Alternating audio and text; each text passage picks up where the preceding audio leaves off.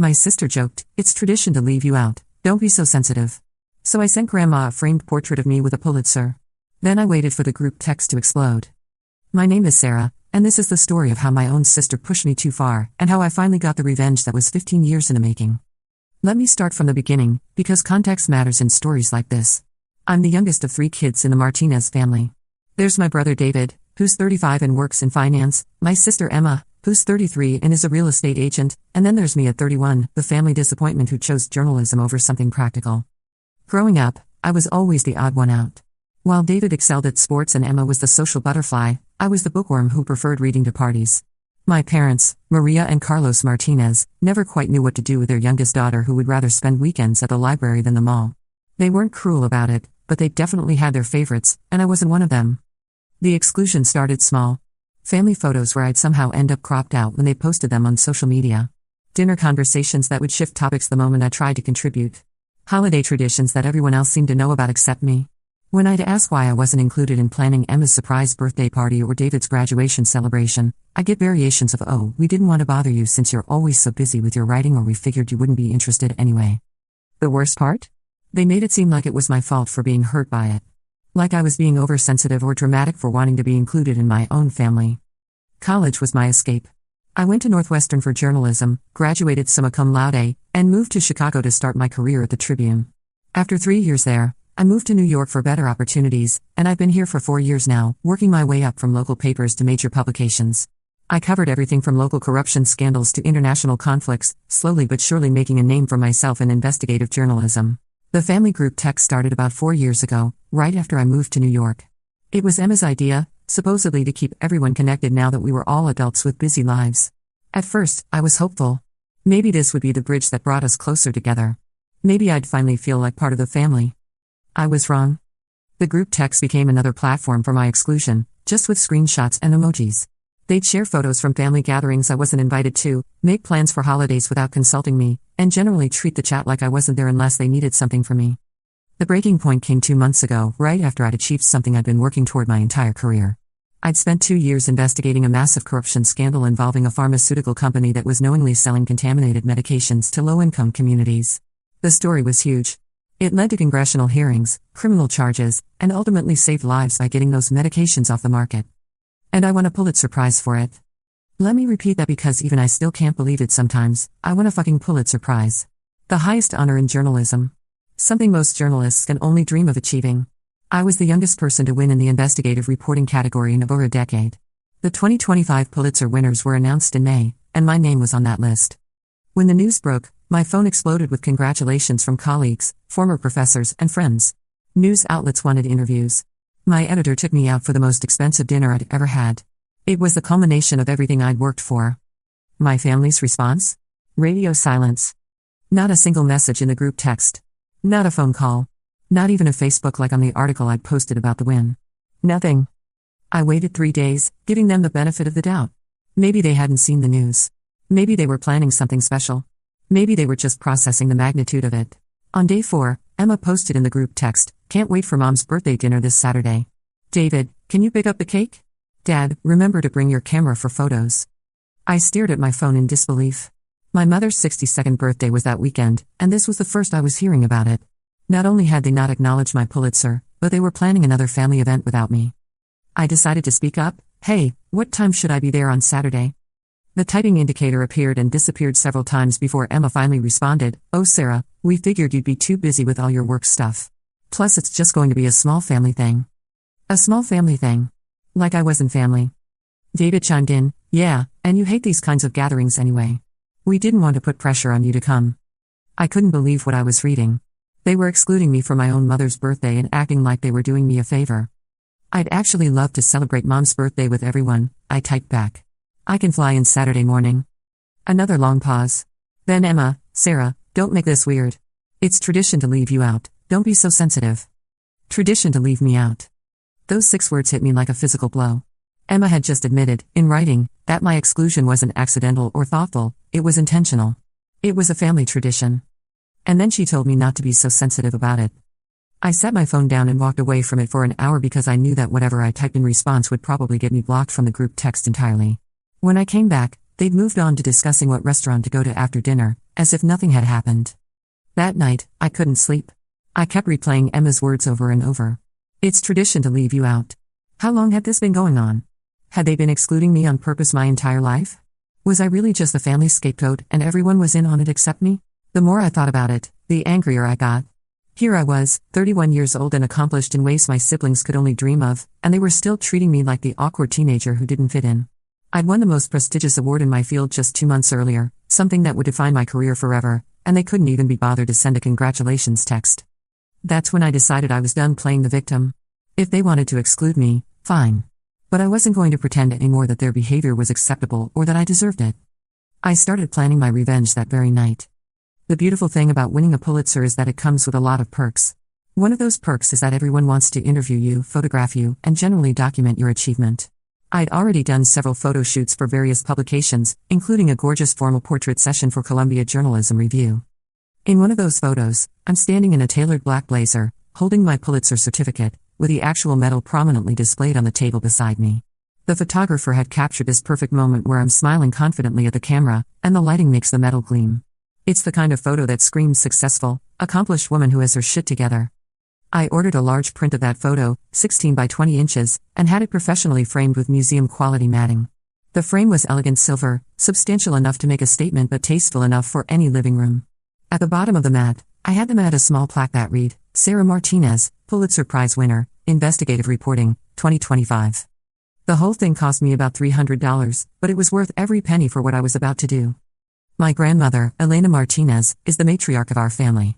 She's 84 years old, sharp as a tack and absolutely obsessed with her grandchildren's achievements.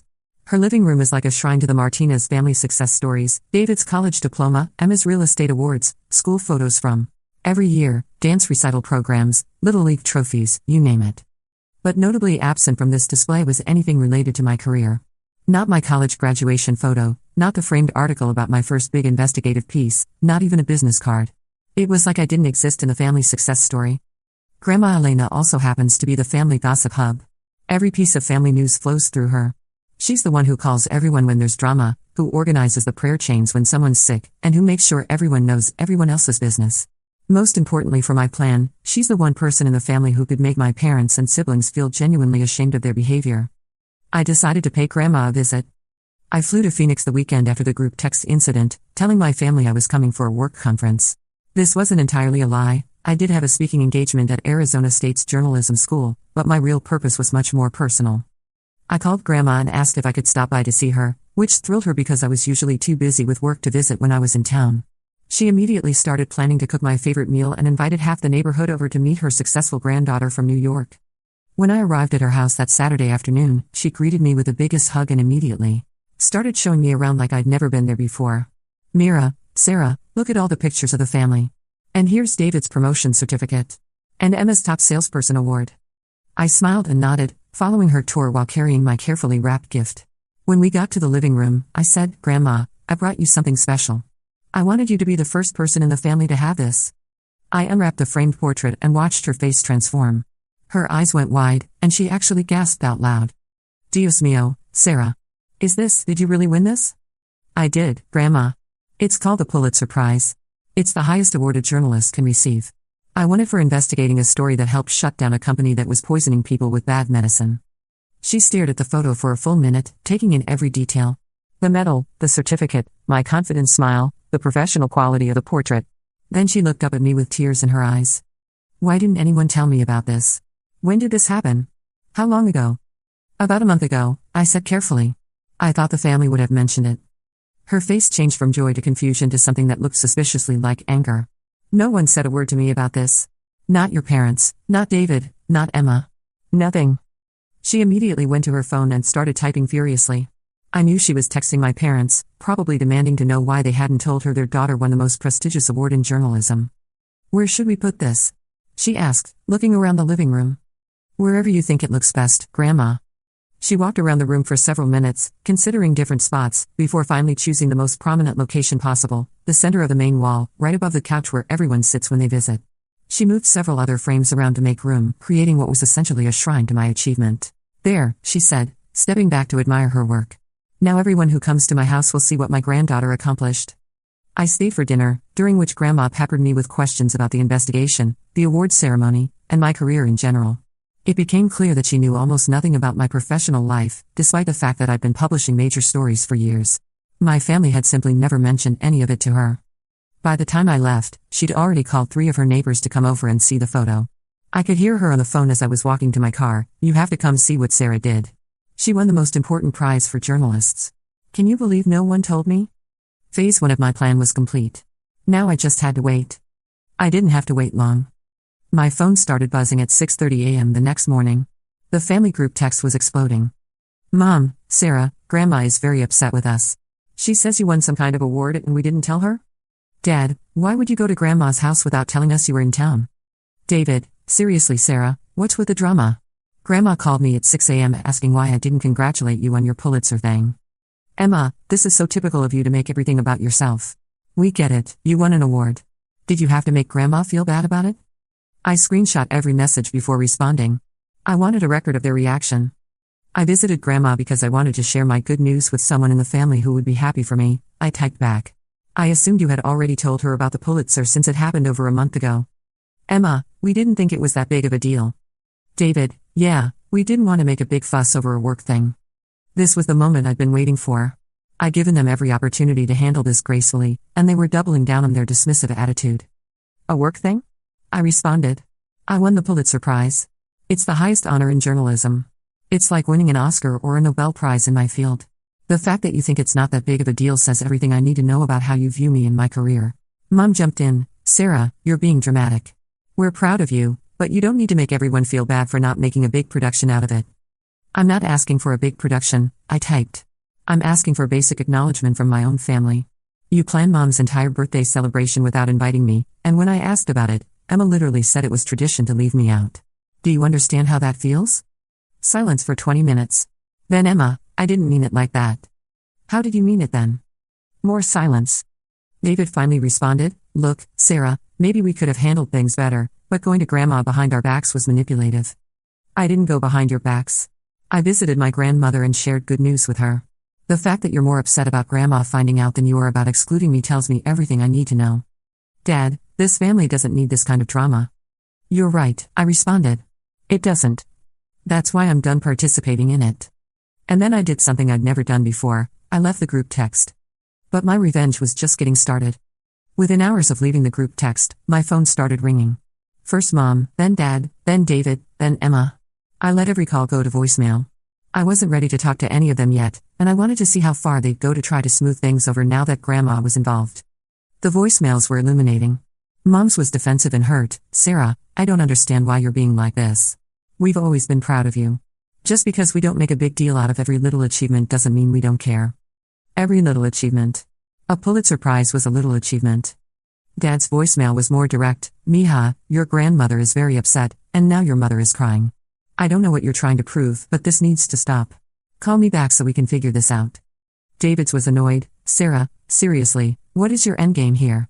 You've got Grandma thinking we're terrible people, and now she's calling everyone in the family asking why we didn't tell her about your award. Just call me back so we can fix this." But Emma's voicemail was the most revealing. "I can't believe you would manipulate Grandma like this. You know she's going to take your side because you're her favorite, and now you've made all of us look bad. This is so typical of you. You can't just be happy with your award, you have to make it into this whole thing where you're the victim. Call me back." My award. The victim. I saved every voicemail. The next phase of my revenge came courtesy of Grandma Elena herself. I didn't even have to orchestrate it, she took the initiative entirely on her own. Apparently, after I left her house, she'd spent the entire evening researching the Pulitzer Prize. She looked up past winners, read about the selection process, and fully grasped the magnitude of what I'd accomplished. By the next morning, she was furious with my parents and siblings. She started calling extended family members, aunts, uncles, cousins, and telling them about my award. But she didn't just share the good news, she shared her disappointment that the immediate family hadn't bothered to tell her or celebrate it.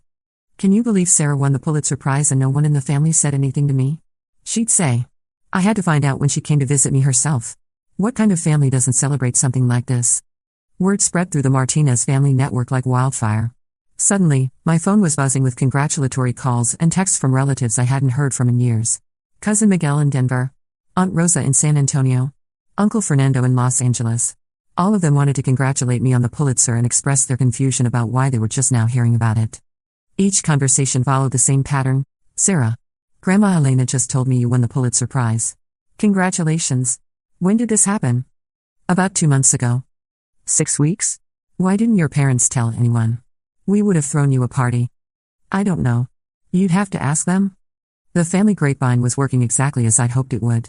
My parents and siblings weren't just dealing with Grandma's disappointment anymore, they were fielding calls from the entire extended family, all asking the same questions. Why didn't you tell us? How could you not celebrate this? What's wrong with you people? 3 days after I left the group text, I got a call from my cousin Patricia, who lives in Phoenix and is particularly close to Grandma Elena. Sarah, she said, I need to ask you something, and I want you to be honest with me. Is everything okay with your family? Grandma is really upset, and some of the things she's telling me about how they treat you, it doesn't sound right. I've been dreading this conversation because I knew it would make everything real. As long as I was the only one who saw the pattern of exclusion, I could almost convince myself that I was being oversensitive. But having someone else notice it meant I wasn't crazy. What did Grandma tell you? I asked. She said they didn't invite you to your mom's birthday dinner. She said they have a group text where they make plans without including you. She said Emma told you it was tradition to leave you out. Sarah, is that true? I took a deep breath. Yes, it's all true. What the hell is wrong with them? Patricia's voice was getting louder. You're their daughter. Their sister. How do they justify treating you like that? I honestly don't know, I said. I've been trying to figure it out for years. And they didn't even acknowledge your Pulitzer? Sarah, do you know what a big deal that is?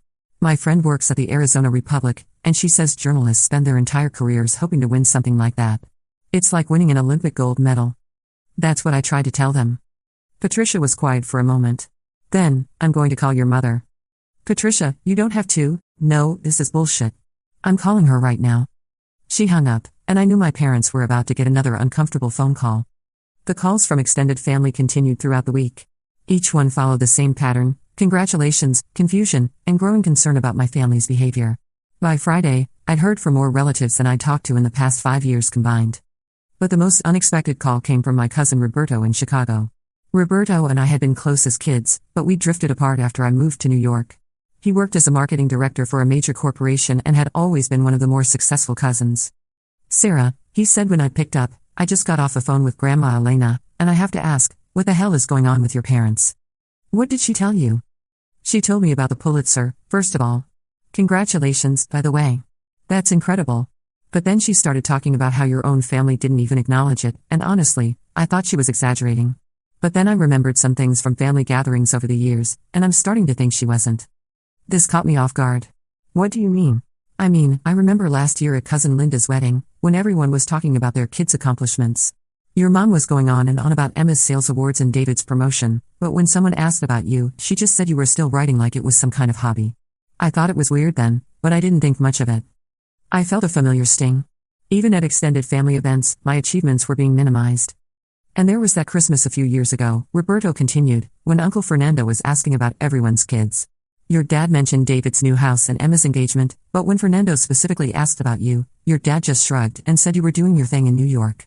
Like you were some kind of struggling artist instead of a successful journalist.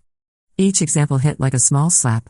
I'd known my immediate family dismissed my career, but I hadn't realized they were doing it in front of the extended family too. Roberto, can I ask you something? When you think about our family, do you think of me as successful? He was quiet for a moment. Honestly? I always thought you were probably the most successful of all the cousins. You moved to New York, you work for major publications, you've written articles I've seen shared on social media. I assumed your parents were just being modest when they didn't brag about you. I had no idea they weren't even acknowledging your work. They weren't being modest, I said quietly. They genuinely don't think what I do matters. That's insane, Sarah. You won a Pulitzer Prize. Do you know how big that is? I work in marketing, and one of our clients is a major newspaper. The editors there talk about the Pulitzer like it's the Holy Grail. Most journalists never even get nominated, let alone win. The validation from Roberto meant more to me than I expected. Here was someone who understood both the family dynamics and the significance of my achievement, and he was as appalled as I was. What are you going to do? He asked. I don't know yet. I'm still processing all of this. Well, for what it's worth, the whole extended family is talking about it now. And not in a good way for your parents. Aunt Rosa called my mom this morning asking if she knew about your Pulitzer, and when my mom said yes, Rosa went on this whole rant about how disappointed she was in Maria and Carlos. She said if one of her kids won something like that, she'd be calling everyone she knew to brag about it. After we hung up, I realized that my revenge had accomplished something I hadn't even intended. It had revealed that my family's treatment of me looked just as bad from the outside as it felt from the inside. I wasn't being oversensitive or dramatic. Their behavior was genuinely problematic, and now other people could see it too. The pressure was clearly getting to my parents. Dad called me again that Friday evening, and this time his tone was different, less defensive, more desperate. "Sarah, please call me back. Your mother is very upset. Everyone in the family is calling us, asking questions we don't know how to answer. Grandma won't speak to us. This has gone too far." But I still wasn't ready to talk to them. I wanted to see how much further this would go on its own. I got my answer the following Monday when Emma texted me directly, outside of the group text I'd left. "Sarah, we need to talk. This has gotten out of hand. Grandma is telling everyone we're terrible people, and now the whole family thinks we hate you or something. Can we please just figure this out?" I stared at the text for a long time before responding. "I'm willing to talk, but only if you're ready to have an honest conversation about how you've been treating me for years. This isn't just about the Pulitzer." "Fine," she replied. "Can we all get together this weekend? I'll fly to New York." That surprised me. Emma hated traveling, and she especially hated New York City. The fact that she was willing to come to me suggested she was taking this more seriously than I'd expected. "David and Mom and Dad too?" I asked. "Yes, we'll all come. We need to clear the air." I agreed to meet them that Saturday at my apartment in Brooklyn. Part of me was curious to see if they were genuinely ready to change, and part of me wanted to see how my revenge had affected them. Either way, I was finally going to get the conversation I'd been trying to have with them for years. Saturday morning, I cleaned my apartment and prepared for what I knew would be either a breakthrough or a complete disaster. I'd never had my entire immediate family in my space before.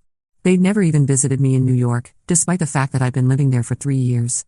They arrived together, having flown in Friday night and stayed at a hotel in Manhattan. I could tell immediately that the past week had been rough on all of them. Mom looked like she'd been crying, Dad was more subdued than usual, David seemed uncomfortable, and Emma was clearly steeling herself for a difficult conversation. We sat in my living room, and for several minutes, nobody said anything. Finally, Dad cleared his throat. "Sarah, we came here because we want to understand what happened. We want to make things right." "Okay," I said. "But before we talk about what happened last week, I need you to understand that this isn't just about the Pulitzer or Mom's birthday.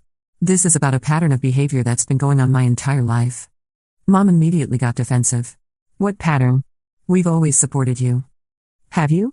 I asked. "Really? Think about it honestly. When was the last time you asked me about my work?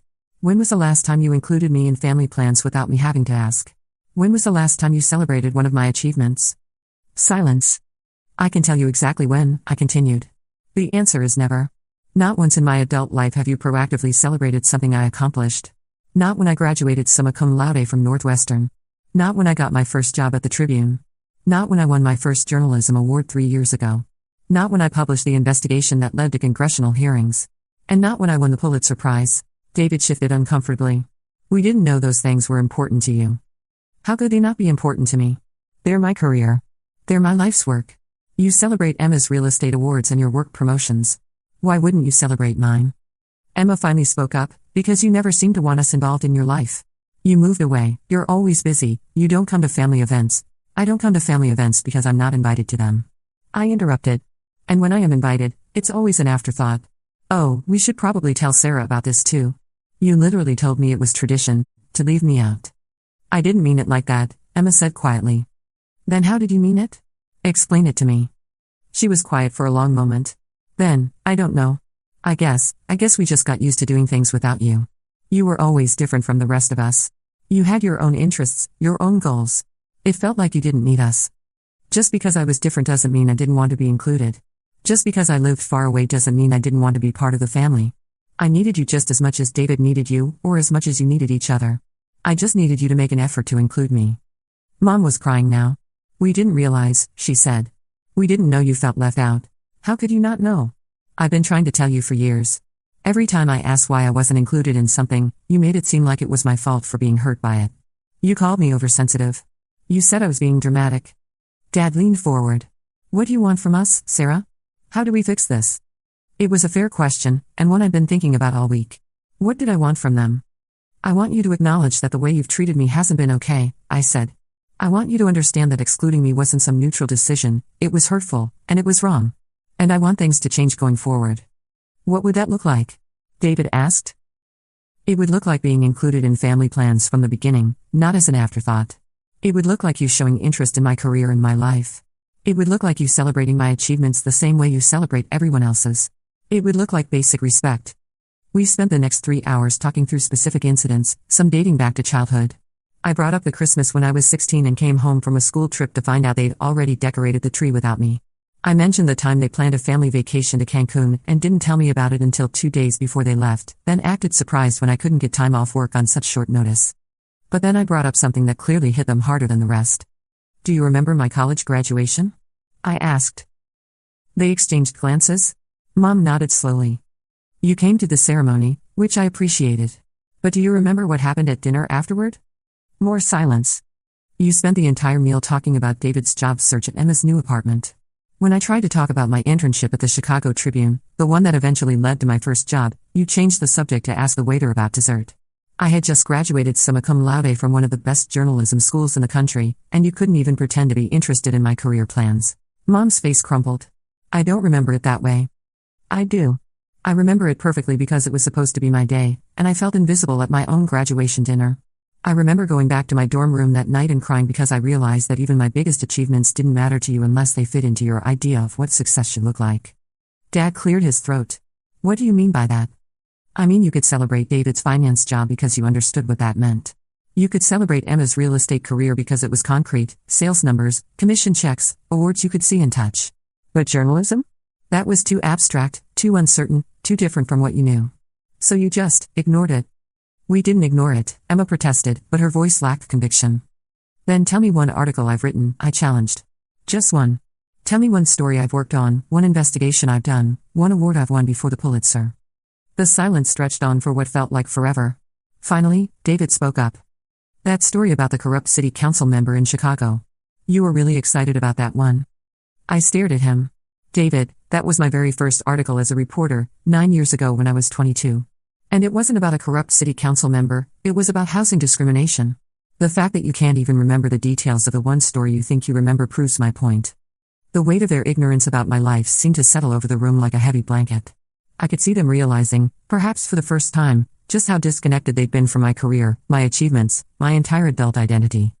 Each example seemed to surprise them, as if they genuinely hadn't realized the cumulative effect of their behavior.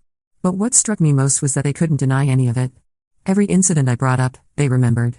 They just hadn't considered how it felt from my perspective. The conversation wasn't easy. There were tears, raised voices, and moments when I thought the whole thing was going to fall apart. But for the first time in my life, my family was actually listening to me. They weren't dismissing my feelings or telling me I was being too sensitive. They were hearing me. By the end of the day, we'd reached something that felt like understanding, if not quite resolution. They agreed to make a conscious effort to include me going forward. They acknowledged that they'd hurt me, even if it hadn't been intentional. And they apologized, not the kind of non-apology where they're sorry I felt bad, but actual acknowledgement that their behavior had been wrong. Emma was the last to leave, staying behind after the others had gone back to their hotel. "Sarah," she said, "I need to ask you something. When you went to Grandma's house, did you plan for all of this to happen? The family calls, the pressure, all of it?" I considered lying, but decided honesty was more important. "Yes, I planned it. I knew that showing Grandma the photo would lead to questions, and I knew those questions would make you all uncomfortable." She nodded slowly. "I thought so. That was, actually pretty brilliant. Evil, but brilliant." "I was tired of being the only one who was uncomfortable," I said. "I was tired of suffering in silence while you all got to pretend everything was fine." "I get it," she said. "And honestly, we deserved it.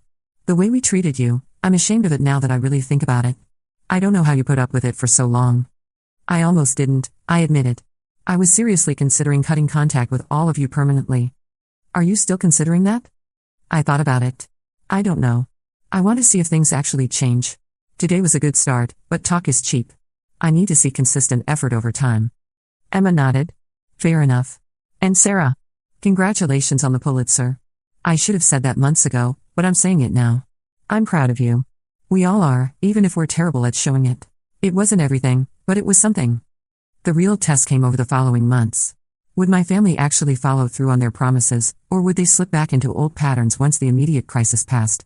To their credit, they made an effort. I was added to a new family group text where they actually included me in planning from the beginning.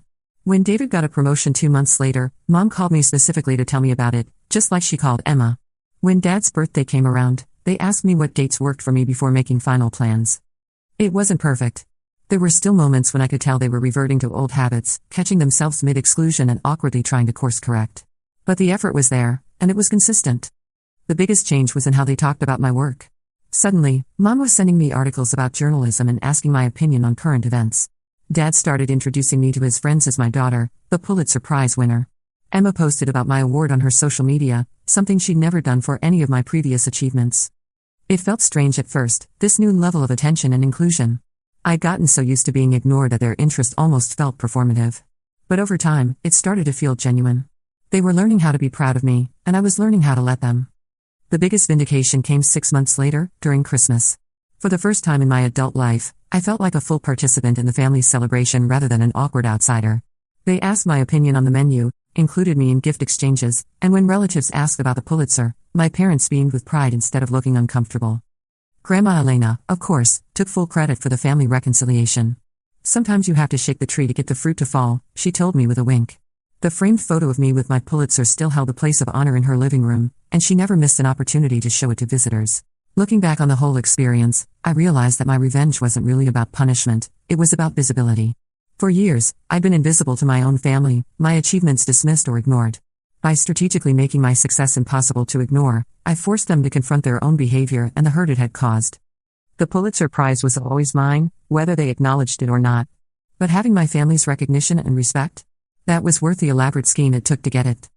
Sometimes the best revenge isn't destroying your enemies, it's making them realize they were wrong about you all along. And sometimes, if you're lucky, that realization leads to something better than revenge, it leads to real change. My name is Sarah Martinez, I'm a Pulitzer Prize-winning journalist, and I'm finally, truly, part of my family. It only took 31 years and a perfectly executed revenge plot to get here, but sometimes the best things are worth waiting for. The group text is still going strong, by the way. But now when they make plans, the first message is always, "Sarah, what works for your schedule?" It's a small thing, but it makes all the difference in the world.